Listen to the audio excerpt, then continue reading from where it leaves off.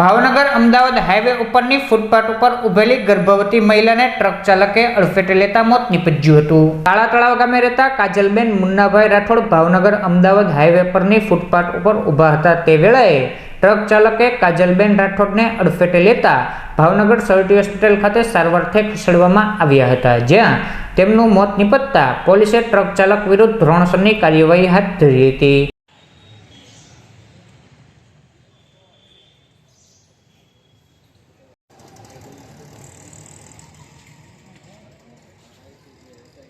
એકને ગોળ ને એકને ગોળ ને સિક્યોરિટી છે આમાં કાંઈ થયું હોય તો જવાબદારી એ કાંઈ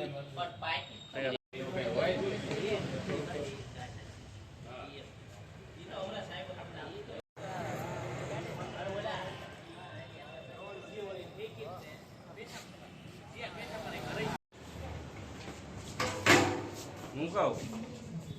ગોપાલ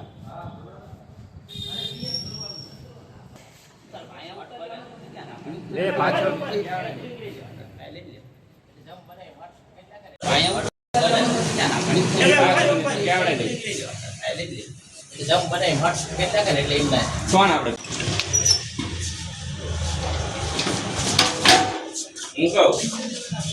ગોપાલ